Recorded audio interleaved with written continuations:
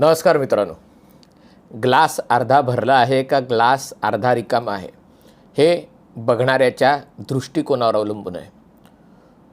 असं म्हणतात की कोणाला गुलाबाचं फूल दिसतं तर कोणाला गुलाबाचे काटे दिसतात, पण प्रत्यक्षात शहाणा माणूस तोच आहे जो काट्यांसकट गुलाबाकडे बघेल.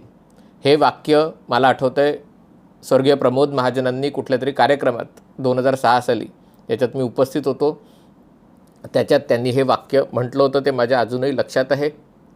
पण जगात असं नसतं. जगात अनेक लोकांना कावीळ झालेली असते आणि ती कावीळ सिलेक्टिव्ह कावीळ असते आणि त्याच्यामुळे त्यांना ग्लास कोणाचा भरला आहे त्याच्यावरनं तो जास्त भरला आहे, अर्धा भरला आहे का अर्धा रिकामा आहे असा साक्षात्कार होतो.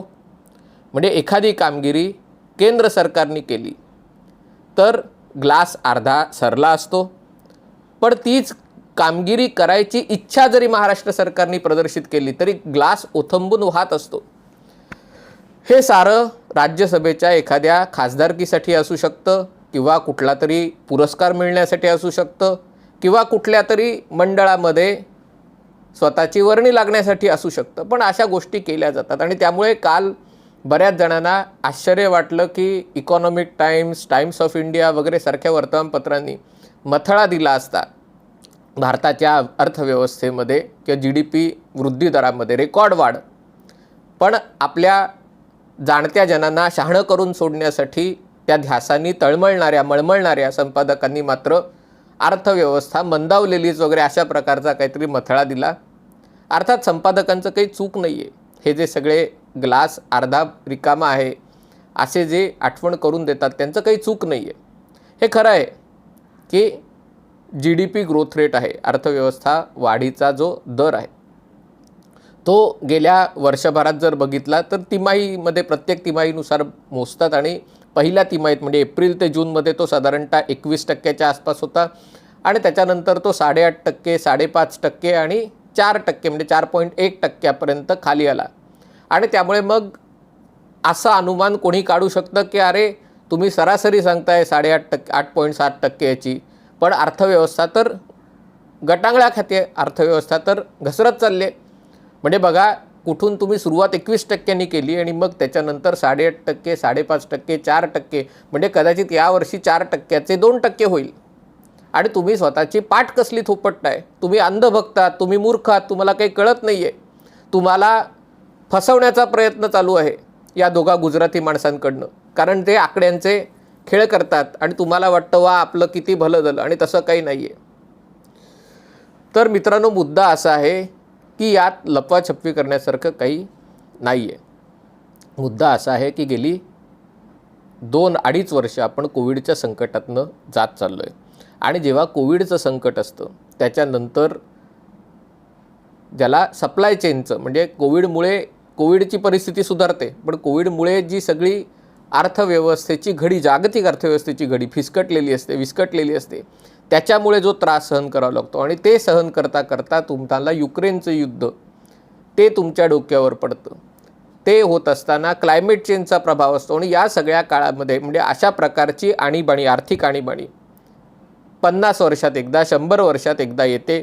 कोविडसारखं संकट साधारणतः 100 वर्षांनी आलेलं आहे आणि त्याच्यामुळे या संकटामध्ये जगातल्या सर्व देशांच्या अर्थव्यवस्था हिलकावे खात असताना त्यातल्या हिलकाव्यामध्ये आता आपण किती वरती गेलो आणि आता आपण किती खालती आलो याची तुलना करण्यास तसा काही अर्थ नाही आहे. हे सगळं मनाच्या समाधानासाठी आहे.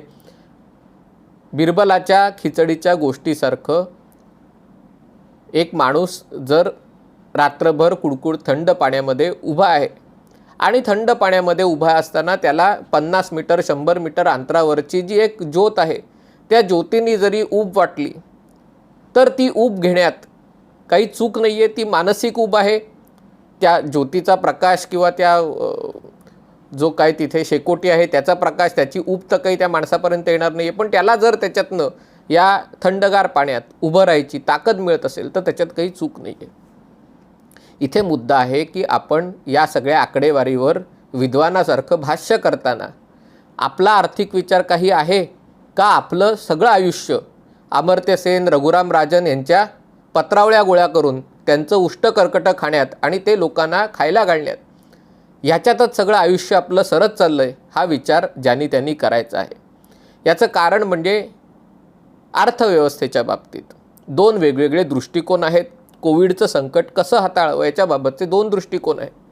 आणि हे खरं आहे की नरेंद्र मोदी सरकारने जो विकसित देशांमध्ये एक जो प्रबळ दृष्टिकोन होता की अशा प्रकारे कोविडच्या संकटाशी आपल्याला सामना केला पाहिजे आणि त्या दृष्टिकोनाचं उष्ट खरकटं खाऊन इकडनं तिकडनं ढापून चोरी करून आपल्याला शहाणं करण्यासाठी सज्ज झालेल्या ज्ञानी संपादकांनी आणि विचारवंतांनी आणि पत्रकारांनी आणि जे काही अर्थतज्ञ असतील त्यांनी असं सांगितलं की बघा हे लोक असं म्हणतायत त्यामुळे आपल्यालाही तसंच केलं पाहिजे.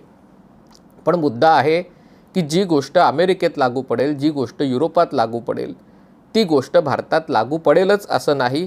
कारण भारताची लोकसंख्या मोठी आहे, भारतात गरिबांचं प्रमाण तुलनेने जास्त आहे, भारतामध्ये ऊर्जा क्षेत्रात प्रचंड परावलंबित्व आहे. म्हणजे अमेरिका नाही म्हटलं तरी ऊर्जा क्षेत्रात आत्मनिर्भर आहे. ते बाहेरनं आयात करतात ही गोष्ट वेगळी, पण क्रूड ऑइलच्या बाबतीत अमेरिका स्वतःच्या देशाच्या मागणी इतकं क्रूड ऑइल स्वतःच्या देशात तयार करू म्हणजे उत्खनन करू शकते. आणि याच्यामुळे भारत आणि अमेरिकेच्या परिस्थितीमध्ये मूलभूत फरक आहे.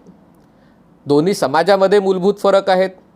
अमेरिकेमध्ये समजा 4 दिवस जेवायला मिळालं नाही तर लोक रस्त्यावर उतरून दंगे करतील. जपानमध्ये भूकंप झाला आणि लोक कंगाल म्हणजे लोकांचं सगळं सर्वस्व लुटलं तरी कोणीही रस्त्यावर येऊन सुपरमार्केटमध्ये येऊन चोरी करणार नाही. कारण त्या त्या देशांच्या संस्कृतीतला तो फरक आहे, त्या त्या देशांच्या मूल्यांमधला फरक आहे. आणि त्यामुळे भारतातली मूल्य, भारतातली संस्कृती, भारताची लोकांची मानसिकता, भारताची अर्थपरिस्थिती या सगळ्याचा विचार न करता नुसते आकडेवारीकडे नजर टाकून त्याच्यातनं काहीतरी ग्लास अर्धा रिकामा कसा आहे आणि ग्लास पूर्ण रिकामा कसा होणार आहे याच उद्देशाने विश्लेषण करून त्यातनं काही साध्य होत नाही आहे. हे खरं आहे का? हे खरं आहे, पण लक्षात घ्या गेल्या वर्षीच्या तिमाहीमध्ये असा GDP वृद्धी दर असा विचित्र का राहिला? कारण GDP ग्रोथ रेट हा तिमाही टू तिमाही म्हणजे या तिमाहीतला जो GDP ग्रोथ रेट आहे तो गेल्या वर्षी याच तिमाहीतल्या GDP ग्रोथ रेटशी त्याची तुलना केली जाते. आणि त्याच्यामुळे गेल्या वर्षी एप्रिल ते जून हा जो दर आहे तो साधारणतः 21% राहिला आहे. कारण त्याच्यापूर्वी म्हणजे 2020 साली एप्रिल ते जूनमध्ये जगात आणि भारतातही कडेकोट लॉकडाऊन लागला होता आणि त्यामुळे अर्थव्यवस्थेनी पूर्ण गर्तेत गेली होती. आणि त्याच्यामुळे 21% ग्रोथ रेट असणं स्वाभाविक आहे. कारण तुम्ही जेव्हा खाली जाता आणि तेव्हा तुम्ही मॉडेस्टली जरी थोडंसं जरी तुमची वाढ झाली तरी 21% वाढतं.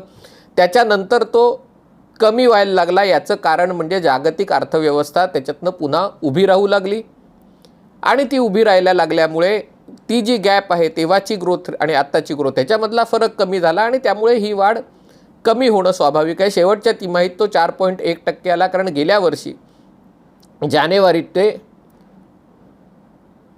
मार्च 31 मार्चपर्यंत अर्थव्यवस्थेने पुन्हा उसळी खाल्ली होती. आणि यावर्षी याच काळामध्ये काय काय गोष्टी घडल्या? ओमिक्रॉनची साथ आली, ती जास्त वेळ टिकली नाही, पण ओमिक्रॉनमुळे पुन्हा एकदा लॉकडाऊन लागला काही दिवसाचा अनेक ठिकाणी. दुसरी गोष्ट युक्रेनमध्ये युद्ध सुरू झालं, त्याच्या आधीच्या बॉटलनेक्स, यामुळे या तिमाहीमध्ये जानेवारी टू मार्च तिमाहीमध्ये हा दर 4.1% आहे. आता कदाचित या तिमाहीमध्ये एप्रिल ते जूनमध्ये तो पुन्हा वाढेल. याचं कारण गेल्या वर्षी याच काळामध्ये कोविडच्या दुसऱ्या लाटेमुळे नुकसान झालं होतं आणि यावेळेला तसं काही नुकसान होताना दिसत नाही आहे. कदाचित तो फारसा वाढणार नाही, कारण गेल्या वेळेला कोविडचं नुकसान जरी असलं तरी गेल्या वेळेला युक्रेनचं युद्ध नव्हतं, गेल्या वेळेला पेट्रोल डिझेलच्या किमती कमी जास्त. आणि त्याच्यामुळे अशा प्रकारची तुलना करून मोदी सरकार कसं अपयशी ठरलं आहे किंवा अंधभक्त कसे मूर्ख आहेत अशा प्रकारचं एक विश्लेषण करून स्वतःची पाठ थोपटवून घेणं म्हणजे वासरात लंगडी गाय शहाणी. म्हणजे महाराष्ट्रामध्ये अशा अनेक लंगड्या गायी आहेत की ज्या हे स्वतःचं शहाणपण वासरांमध्ये सिद्ध करत असतात. पण मुद्दा असा आहे की याच्यातला जो वेगळा विचार आहे तो वेगळा विचार माझ्या दृष्टीने महत्त्वाचा आहे आणि वेगळा विचार तो आज यशस्वी ठरताना दिसत आहे. आणि ते सगळ्यात महत्त्वाचं आहे. कारण आत्ता हे सगळे आकडे दूर ठेवा, आत्ता ज्या गोष्टी बघितल्यात आपण त्या लक्षात घ्या. या तिमाही म्हणजे मे महिन्यामध्ये GSTचं रेकॉर्ड कलेक्शन झालेलं आहे. 1,40,000 कोटी एवढं GSTचं कलेक्शन झालेलं आहे. केंद्र सरकारने राज्यांची थकबाकी जी जुलैपर्यंत द्यायला पाहिजे ती 31 मेचे जे काही ड्यूज असतील ते सरकारने क्लिअर केलेले आहेत. तरी अजून महाराष्ट्राचं म्हणणं आहे आमचे अजून 15,000 कोटी राहिले आहेत, आमचे अमुक अजून 20,000 कोटी राहिले. ते चालू राहील, म्हणजे ते किती पैसे दिले तरी ते रडणं चालू राहील, त्याचं काही मनावर घेऊ नका. पण 31 मेपर्यंत थकबाकी केंद्र सरकारने जे काही देणं होतं ते दिलेलं आहे. याचं कारण केंद्र सरकारकडे ती द्यायची परिस्थिती आहे, आर्थिक परिस्थिती आहे. आणि दुसरी गोष्ट, केंद्र सरकारला जाणीव आहे की आत्ता या युक्रेनचं युद्ध, महागाई याच्यामुळे राज्यांची अर्थव्यवस्था बिकट आहे आणि त्यामुळे राज्यांना मदतीचा हात दिला पाहिजे. जुलैपर्यंत थांबलं तर कदाचित परिस्थिती आणखीन बिकट होईल, कारण केंद्र सरकार देशाचा विचार करतं. आम्हाला काय दिलं, तुम्हाला काय दिलं, आम्ही काय केलं, तुम्ही काय केलं हा विचार करत नाही. दुसरी गोष्ट, तेव्हाचा जो अर्थविचार प्रामुख्याने होता की दौलतजादा करा, म्हणजे कोविडच्या लाटेत या सगळ्या अर्थतज्ञांनी सांगितलेलं लोकांना पगारा इतके पैसे द्या, म्हणजे कोविडमुळे लोक घरं बसले आहेत, त्यांना समजा ज्याचा 50,000 पगार असेल त्याला 50,000 द्या, ज्याला 20,000 पगार असेल त्याला 20,000 द्या, प्लस भत्ता द्या, अमुक द्या, तमुक द्या. अशा प्रकारच्या गोष्टी पाश्चिमात्य देशांमध्ये केल्या. त्यांना असं वाटलं असं केल्याने तो जो संकटाचा कालावधी आहे ती दरी सांधायला मदत होईल. पण ही दरी आणखीन खोल होत गेली. भारताने याबाबत अधिक कॉन्झर्वेटिव्ह विचार केला, अधिक शहाणपणाचा विचार केला. भारत सरकारने अशा वेळेला सामान्य लोकांना, गरीबात गरीब लोकांना, ज्यांना सगळ्यात जास्त झळ बसणार आहे त्यांना ती झळ कमी व्हावी याच्यासाठी आटोकाट प्रयत्न केले. 80 कोटी लोकांना रेशन देण्यात आलं, ते अजूनही सुरू आहे. नरेगा योजना, मनरेगा योजनेमध्ये खर्च करण्यात आला, कारण त्याच्यातनं सामान्य लोकांना, गावी परत गेलेल्या मजुरांना काम मिळतं आणि त्याच्यातनं त्यांना रोजगार मिळू शकतो. या आणि अशा अनेक गोष्टी सरकारने केल्या आणि त्याच्यामुळे लोकांची सहन करण्याची ताकद वाढली. याच्यामुळे मध्यमवर्गीय, उच्चमवर्गीय, म्हणजे ज्यांच्या सरकारी नोकऱ्या होत्या, ज्यांच्या नोकऱ्यांचे पगार कमी नाही झाले त्यांना काही फरक पडला नाही. पण बऱ्याच लोकांना, सेवा क्षेत्रामध्ये खास करून शहरी भागात राहणाऱ्या, असंघटित क्षेत्रातल्या सेवा क्षेत्रात राहणाऱ्या लोकांना याचा मोठा फटका बसला आणि त्यांना तुलनेने काही मिळालं नाही. पण केंद्र सरकारने तेव्हा असा अंदाज केला की या लोकांकडे धरून ठेवण्याची ताकद असल्यामुळे कठीण परिस्थितीमध्ये त्यांचे सेव्हिंग्स असतात काहीतरी आणि ती पदरमोड करून हे लोक जगू शकतात. पण तो अंदाज अधिक चांगला ठरलेला दिसत आहे, कारण तेव्हा जर सरकारने दौलतजादा केला असता, डोक्यावरचं कर्ज वाढवलं असतं, तर आज आपली अवस्था श्रीलंका किंवा पाकिस्तानसारखी झाली असती. आपण तसं न केल्यामुळे आपण जो खर्च केला तो सरकारी पायाभूत सुविधा निर्मिती, रस्ते बांधणी, पूल बांधणी, ज्याच्यातनं पुन्हा रोजगार तयार होतात, ज्याच्यातनं अर्थव्यवस्थेचं चाकं फिरू शकतात, अशा क्षेत्रामध्ये भारताने तेव्हा मोठ्या प्रमाणावर खर्च केला. आणि त्यामुळे आताची जी परिस्थिती आहे, म्हणजे अचानक तेव्हा अशी अपेक्षा नव्हती की रशिया युक्रेनवर हल्ला करेल आणि त्याच्यामुळे गव्हाच्या किमती वाढतील, तेलाच्या किमती वाढतील, सगळी महागाई वाढेल. युरोपीय देशांना याची किंमत तेव्हा त्याची कल्पना नव्हती. आशियातल्या विकसनशील देशांनी याची मानसिक तयारी केली नव्हती. पण आपण अनुभवातनं शिकलो असल्यामुळे की संकट आलं की एकटं येत नाही, झुंडीने सगळं संकट येतात. आणि त्यामुळे संकटाचा सामना करताना आपल्याला हे संकट आज नाही, उद्या, परवा, तेरवाही राहील हा विचार करणं आवश्यक असतं.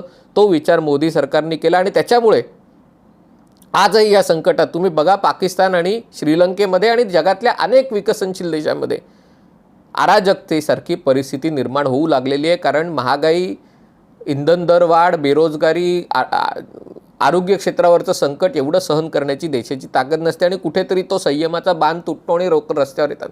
पण भारतात अजूनही तशी परिस्थिती, आपल्याकडे लोकांनी, देव पुरोगामी लोक देव पाण्यात ठेवून बसले होते की भारतात 1-2 कोटी लोक तरी कोविडमुळे मरतील, भारतात लोक रस्त्यावर येतील, जाळपोळ करतील, श्रीलंकेसारखे येऊन मोदी सरकारला पराभूत करतील, म्हणजे आम्हाला पराभूत करता येत नाही तर लोक रस्त्यावर येऊन उठाव करतील. काय काय कल्पना त्यांनी केल्या होत्या, पण अजूनपर्यंत तरी कुठलीही कल्पना सत्यात येताना दिसत नाही आहे. कारण हा जो दृष्टिकोन आहे त्याच्यामुळे भारताने ज्यांना जे आवश्यक आहे, खूप काही मिळालं नाही मिळालं, याच्यात काही वाद नाही आहे, पण जगण्यासाठी जेवढं आवश्यक आहे तेवढं देण्यात आलं. पण याच्याबरोबर उरलेला जो पैसा होता त्याच्यातनं देशाचं लसीकरण, आज पाश्चिमात्य देशांच्या आधी भारताचं लसीकरण जवळपास पूर्ण झालेलं आहे. सगळ्यांना मोफत लसी मिळालेल्या आहेत. कोविडची संख्या अजूनपर्यंत नियंत्रणात आहे.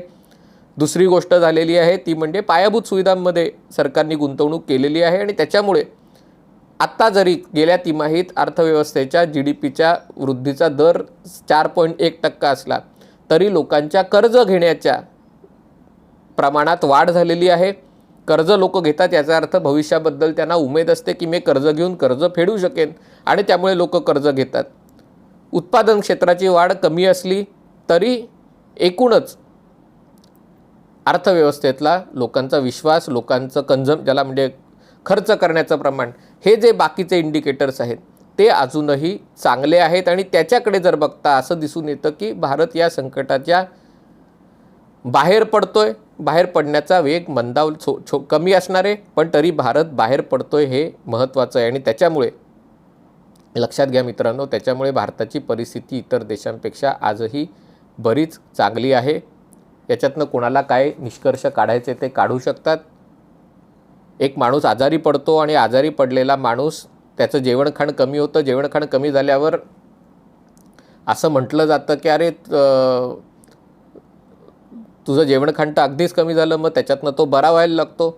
आणि बरा झाला आणि जो काही 4 महिने खातच नसतो तो हळूहळू 1 चपाती 2 चपात्या खायला लागतो.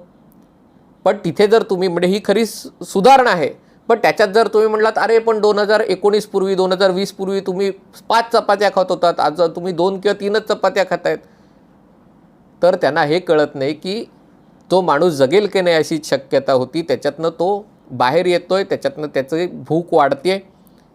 आणि हे 2020 सालपेक्षा कमी असलं किंवा 2020 सालच्या तुलनेत ह्या सगळा वरखाली झालेला GDP वृद्धी दर सगळा मिळून काहीतरी 1.5% असला तरी देखील या संकटातनं बाहेर पडण्याचं भारताचं जे एक चित्र दिसतंय ते आश्वासक आहे.